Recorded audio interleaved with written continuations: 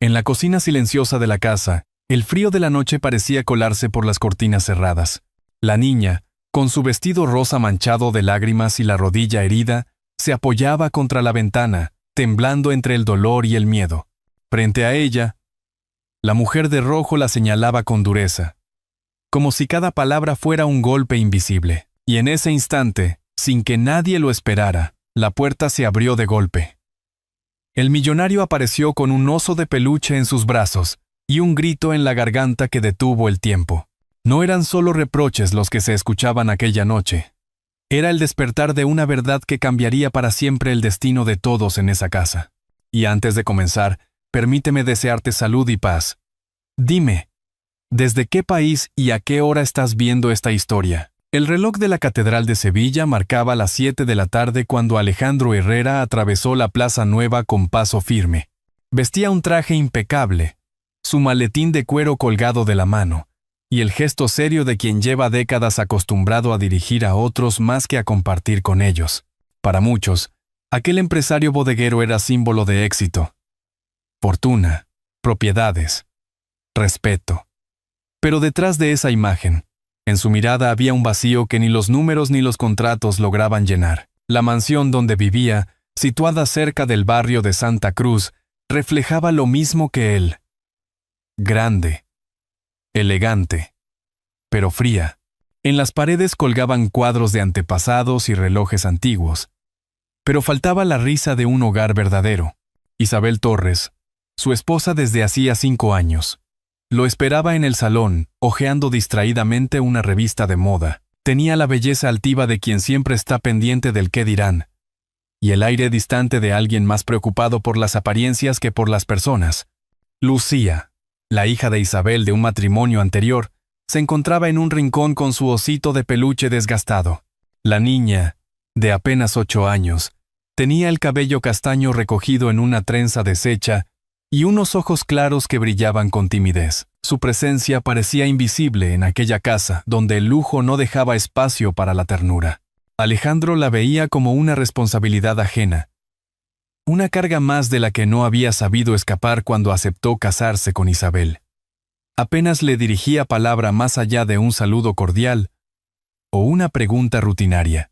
Esa noche, la tensión flotaba en el aire. En Sevilla se respiraba primavera. Azahares en flor. Niños corriendo por la avenida de la Constitución. Cafés al aire libre con clientes, brindando por la feria que estaba a punto de comenzar.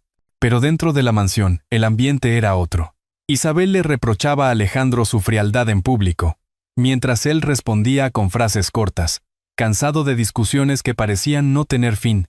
Lucía, en silencio, se refugiaba en su muñeco de peluche, deseando que alguien la mirara de verdad. Alejandro subió a su despacho y al abrir un cajón olvidado, encontró una caja de madera que llevaba años cerrada.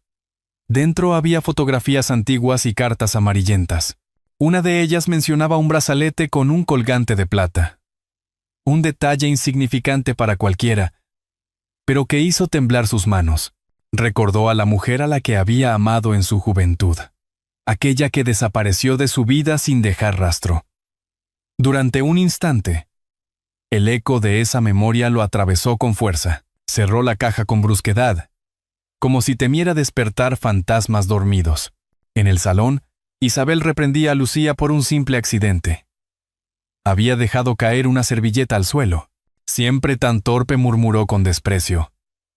Aprende a comportarte, que no quiero vergüenzas en la feria.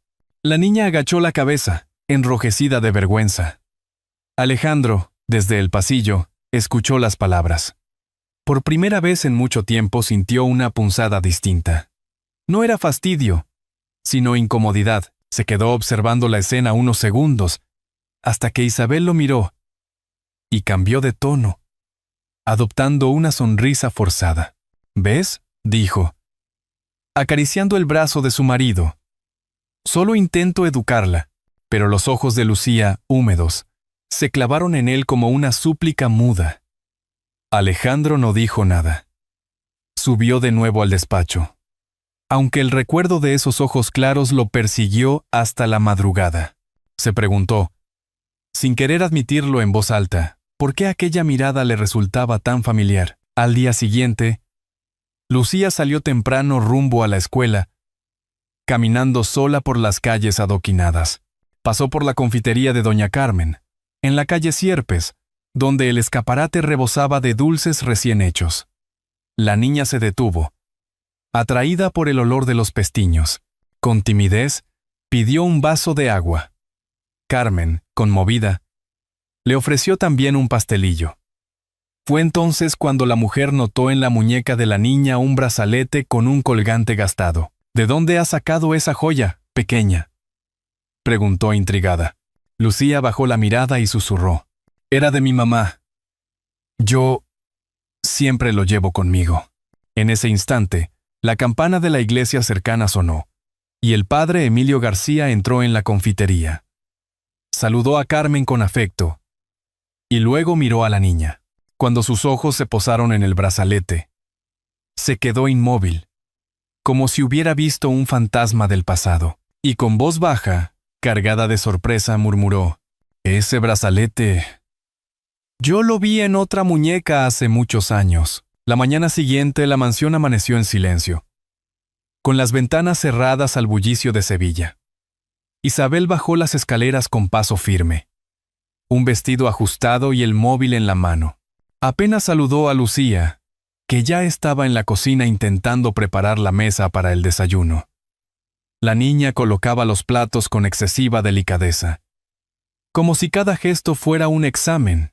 Cuando un tenedor cayó al suelo, Isabel lanzó una mirada gélida y soltó un suspiro de fastidio. Lucía recogió el cubierto en silencio, tragándose las lágrimas.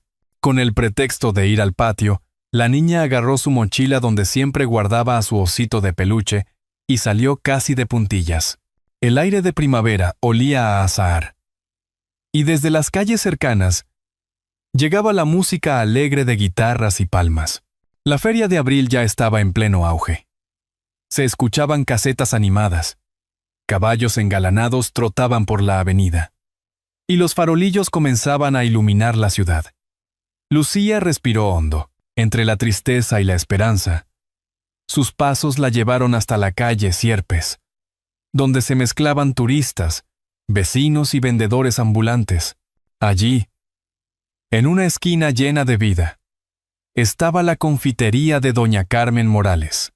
El escaparate brillaba con dulces típicos, pestiños cubiertos de miel, torrijas espolvoreadas con azúcar y pequeñas cajas de yemas de San Leandro. Carmen, mujer de unos 60 años, con el cabello gris recogido en un moño y un delantal floreado, observó desde dentro a la niña que miraba con timidez.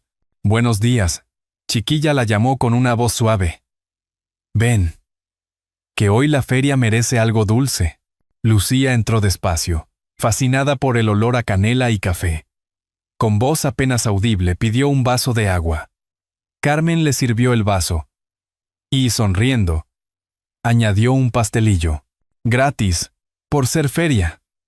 Una niña no puede celebrar con la boca vacía. Lucía bajó la mirada agradecida y buscó unas monedas en el bolsillo. Al hacerlo, cayó sobre la mesa un brazalete pequeño, con un colgante desgastado.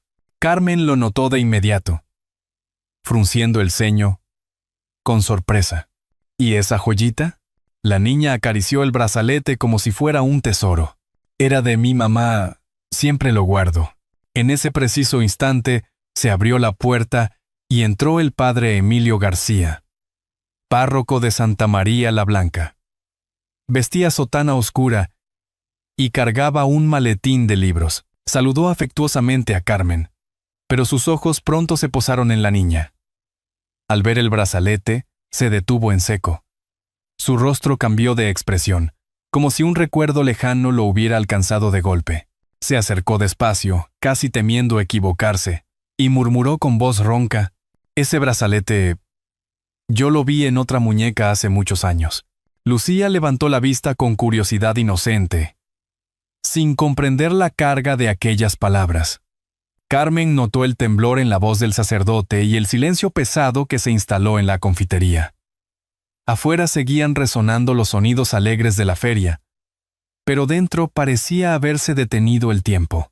La mujer respiró hondo y, con una mezcla de ternura y preocupación, posó la mano sobre la mesa. Miró fijamente a los ojos de la niña y preguntó con cuidado: «Lucía, ¿quién te lo regaló?». El eco de las campanas de Santa María la Blanca llenaba el aire con un tañido pausado cuando Alejandro Herrera volvió a su mansión al caer la tarde. Había pasado todo el día revisando contratos y atendiendo llamadas, pero el recuerdo de la noche anterior lo mantenía inquieto. En su escritorio quedaba aún abierta la carpeta de cuentas, aunque sus ojos no se concentraban en los números. Afuera, las calles de Sevilla se animaban con la feria. Caballos engalanados desfilaban por la avenida de la Constitución. Los niños corrían con globos de colores y las sevillanas sonaban en cada esquina. Sin embargo, dentro de la casa, el ambiente era opresivo. Alejandro entró en el salón y observó a Isabel Torres sentada con un vestido rojo ceñido, hojeando una revista de moda. Lucía permanecía en un rincón, con los pies colgando de la silla, abrazando su osito de peluche. La mujer lanzó una mirada fría a la niña, como quien señala una sombra molesta.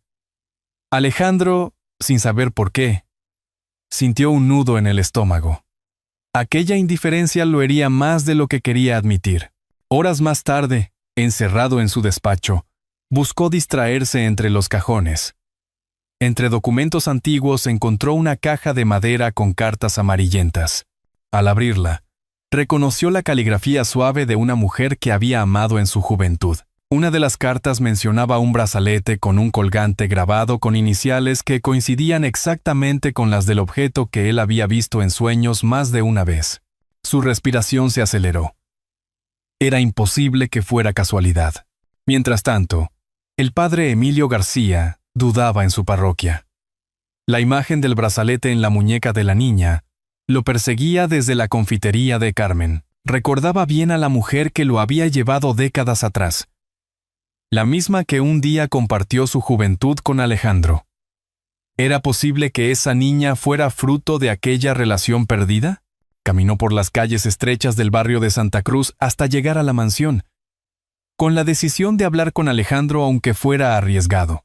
Golpeó la puerta y fue recibido con cortesía. En el despacho, el sacerdote encontró a un Alejandro inquieto, con la carta en la mano. Tras un breve silencio, Emilio dijo con voz grave: «Alejandro, no ignores las señales. Hay verdades que, por más que las entierres, siempre regresan». El empresario levantó la vista, con los ojos húmedos. No estaba acostumbrado a mostrar vulnerabilidad, pero aquella frase lo atravesó.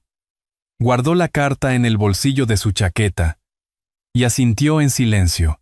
En ese instante, desde el salón se escuchó el sonido de una puerta golpeada con brusquedad. Isabel discutía con la empleada por un simple error con las flores del recibidor. Lucía, con el osito en brazos, miraba asustada desde el pasillo. Alejandro salió del despacho con paso firme. Su mirada se detuvo en la niña, que intentaba esconderse tras una columna. El corazón del hombre latía con fuerza. Recordó el brazalete descrito en la carta, el gesto de ternura que alguna vez conoció. Y un pensamiento se abrió camino. ¿Y si aquella niña era más que una responsabilidad?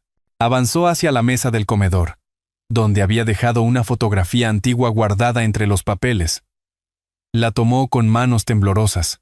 En la imagen aparecía una mujer joven con una sonrisa dulce, y en su muñeca brillaba el mismo brazalete. El parecido con la niña era innegable. Los ojos claros, la expresión vulnerable, incluso la forma de sonreír tímidamente. Expresión vulnerable. El expresión vulnerable. Lucía, que observaba desde el pasillo, vio cómo su padre apretaba la foto contra el pecho. Dio un paso adelante, con voz bajita, y preguntó: «Papá, ¿quién es esa mujer de la foto?». La Feria de Abril transformaba Sevilla en un océano de luces y música. En la Plaza de España, los farolillos colgaban de punta a punta. Las casetas rebosaban de sevillanas y risas, y los caballos relucían con sus crines trenzadas y flores rojas en las bridas. Los turistas sacaban fotos. Los vecinos se saludaban con un «buenas tardes», cargado de alegría, y las familias se reunían para compartir tapas de jamón ibérico, pescadito frito y vasos de manzanilla. Era la fiesta grande de la ciudad, la que cada primavera borraba las penas y vestía de esperanza a sus habitantes. Pero en la mansión de Alejandro Herrera, situada no lejos del río Guadalquivir, el ambiente era radicalmente opuesto. El bullicio de la feria apenas alcanzaba a colarse por las ventanas cerradas, y lo poco que llegaba quedaba sofocado por el eco de un silencio rígido. Esa tarde, Isabel había encontrado un pretexto mínimo para castigar a la niña. Un vaso mal enjuagado en la cocina. Su voz, fría como el mármol del suelo, ordenó a Lucía permanecer de pie en el patio interior, sin moverse, hasta que ella diera permiso. El patio, decorado con azulejos sevillanos y macetas de geranios, se había vuelto un lugar de tormento. El suelo de piedra estaba helado. Y el aire de primavera, aunque dulce en las calles, allí resultaba cruel para los pies descalzos de la niña. Lucía se aferraba a su osito de peluche, con los ojos llenos de lágrimas, intentando no llorar demasiado fuerte para no provocar más ira. Las voces lejanas de sevillanas y castañuelas contrastaban con el temblor de su pequeño cuerpo. Mientras tanto, Alejandro conducía por la avenida iluminada de Triana, rumbo a una reunión prevista con un socio extranjero. Los coches avanzaban despacio, atrapados en el tráfico de feria. Y él, cansado de los saludos forzados y de las charlas de negocios, decidió regresar a casa antes de lo planeado. Solo un momento con Lucía, pensó, como si una intuición lo llamara. Al llegar, notó algo extraño. La mansión estaba en penumbras, demasiado silenciosa para un día festivo. Cerró la puerta tras de sí y escuchó un murmullo ahogado. Un sollozo infantil que le atravesó el pecho. Avanzó deprisa hasta el patio interior, y allí se detuvo en seco. Lucía estaba contra la pared, con la mirada clavada en el suelo, temblando. Sus pies descalzos dejaban marcas húmedas en la piedra fría. El brazalete en su muñeca brillaba bajo la lámpara del patio, como una chispa de otro tiempo. Alejandro sintió que el aire le faltaba. Se acercó con pasos lentos, y al inclinarse para hablarle, algo cayó de la manga de la niña.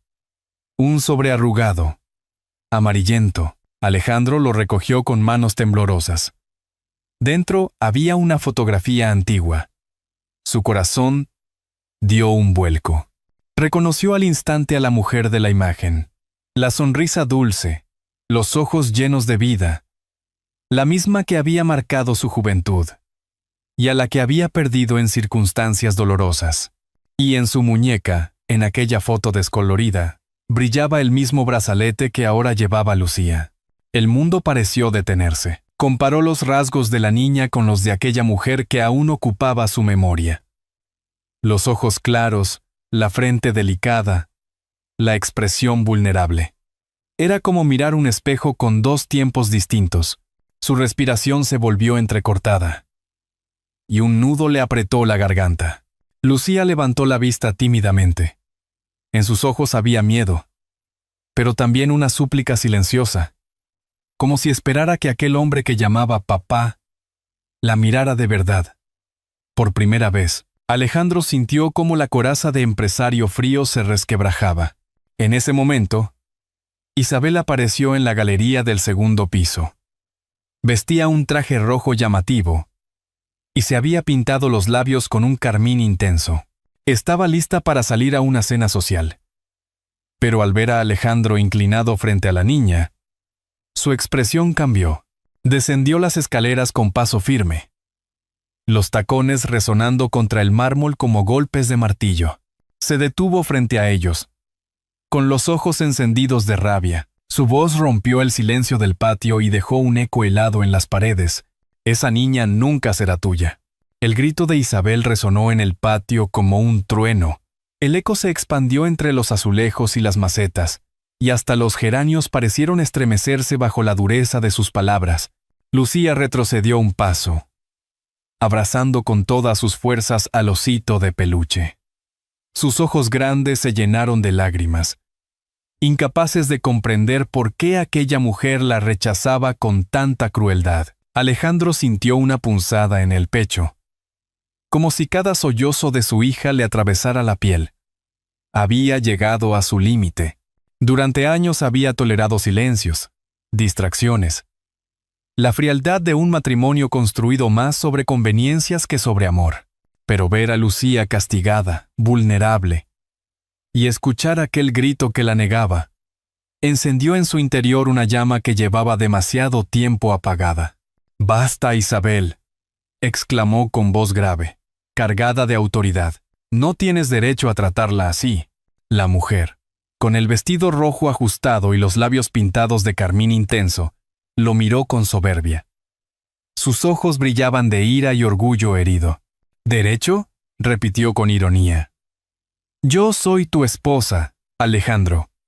Soy la que vive a tu lado, la que se encarga de esta casa cuando tú estás demasiado ocupado con tus bodegas y contratos.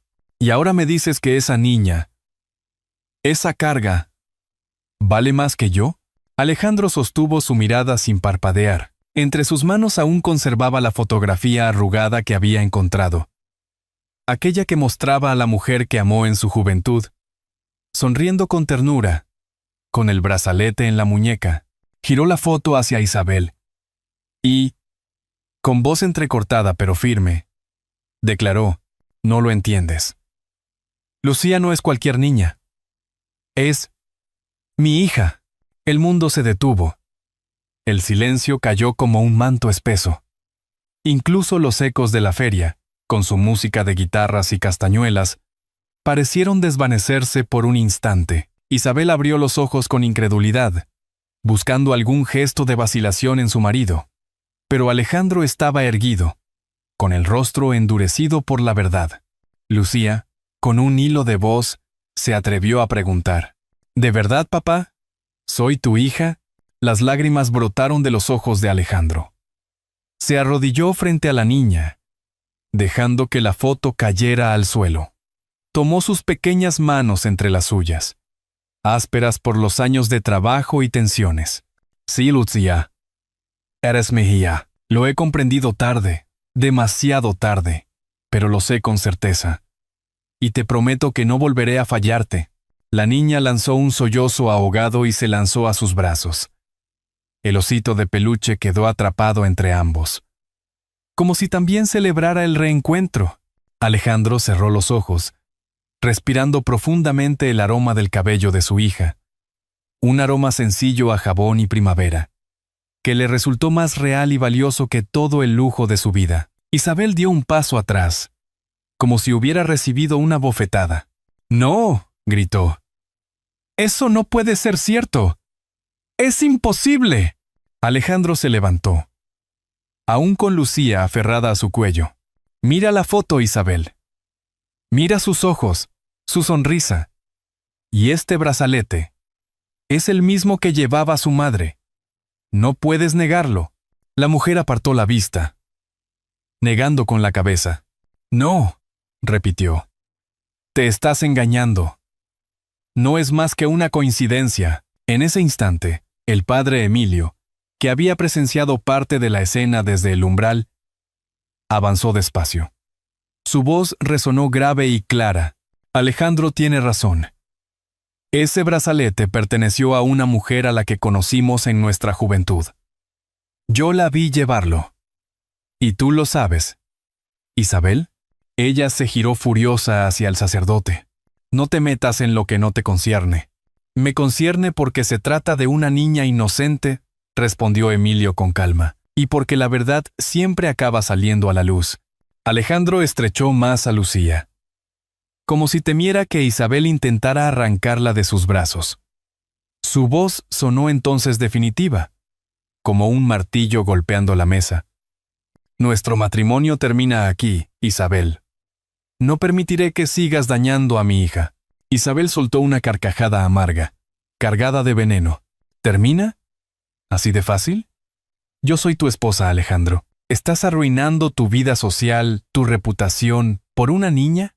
Por mi hija, corrigió él, sin pestañear. Prefiero perder todo lo demás antes que perderla a ella.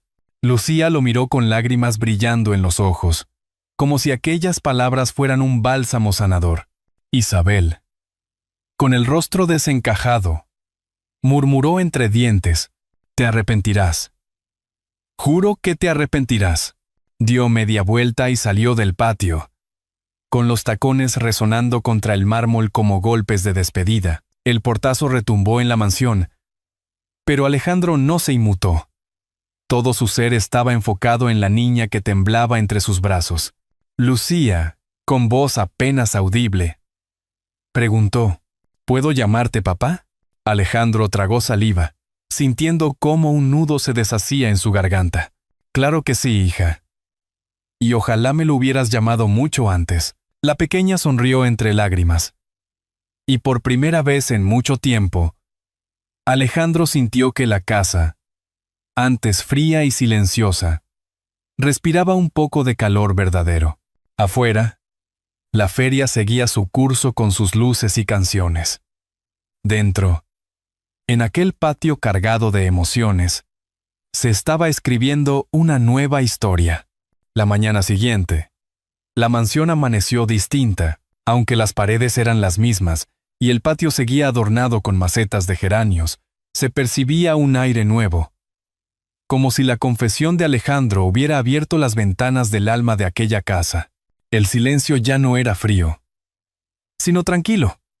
Lucía despertó abrazada a su osito, con una sonrisa tímida, que pocas veces había mostrado. Alejandro, sentado en el comedor, la esperaba con una taza de chocolate caliente y una rebanada de pan con aceite y tomate.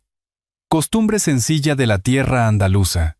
Cuando la niña entró, aún despeinada, él se levantó para recibirla. «Buenos días», hija, dijo con voz suave.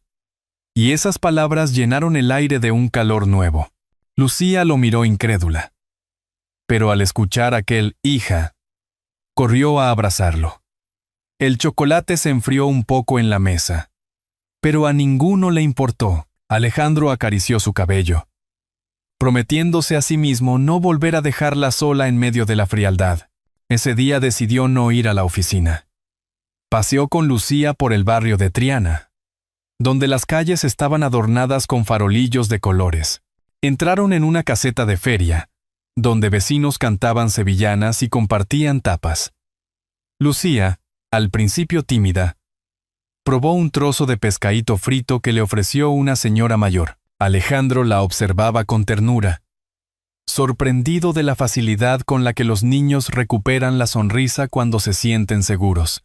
Por la tarde, pasaron por la confitería de doña Carmen. La mujer, al verlos juntos, se emocionó. Así debía ser siempre, murmuró mientras entregaba a Lucía una caja pequeña de pestiños. El padre Emilio también los saludó desde la puerta de la parroquia. Su mirada se cruzó con la de Alejandro, y un leve asentimiento bastó para sellar la certeza de que había tomado el camino correcto. Pero no todo era calma. Isabel había desaparecido sin despedirse, y aunque su sombra aún flotaba en los pensamientos de Alejandro, él decidió no dejar que el miedo oscureciera el presente. Elijo la esperanza, pensó, mientras apretaba la mano de su hija. Al caer la noche, regresaron a la mansión.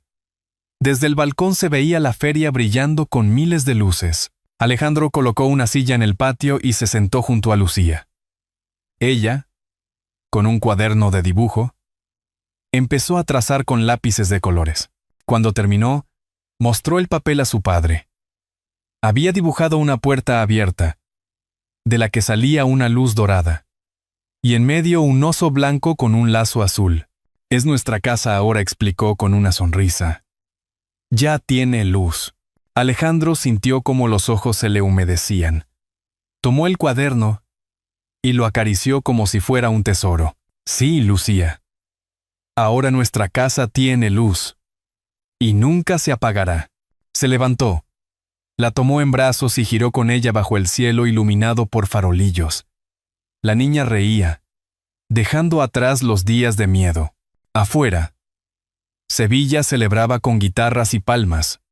Dentro, padre e hija celebraban un reencuentro mucho más profundo, el de un hogar que volvía a nacer, porque aquella noche, en la feria de abril, no solo se encendieron las luces de la ciudad, también se encendió para siempre la luz de una familia que había aprendido a amar de nuevo. En las calles de Sevilla todavía resuena el eco de la feria. Pero lo que queda en nuestra memoria no son solo las luces ni las sevillanas, sino el abrazo entre un padre y una hija, que, después de tanta distancia, finalmente se reconocieron. No fueron las riquezas ni los contratos los que salvaron aquel hogar, sino la decisión valiente de mirar a la verdad de frente y abrirse al amor.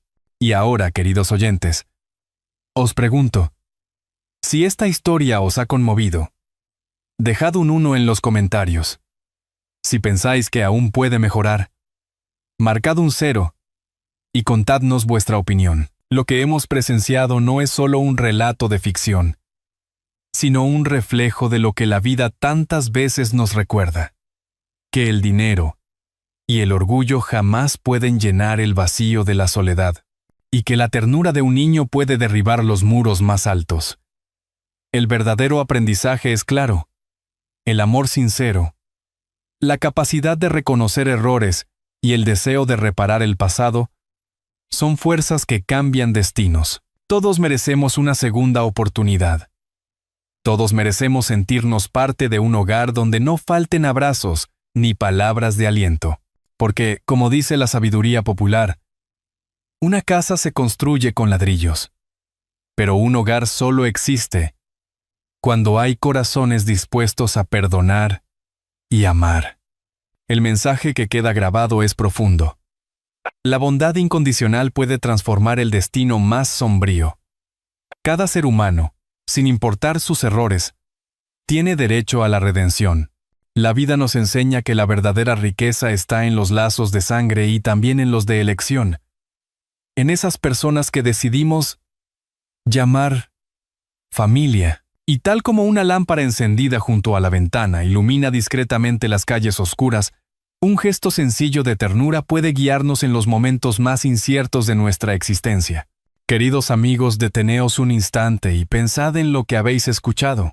Quizás también en vuestras vidas haya puertas que esperan ser abiertas, palabras que aún no habéis dicho, o abrazos que todavía no os habéis atrevido a dar. Si esta historia ha tocado vuestro corazón, compartidla con alguien cercano. A veces, un relato puede ser la chispa que despierte en otros el valor de reconciliarse y de volver a empezar. Y recordad, mientras haya amor verdadero, siempre habrá luz para iluminar nuestro camino.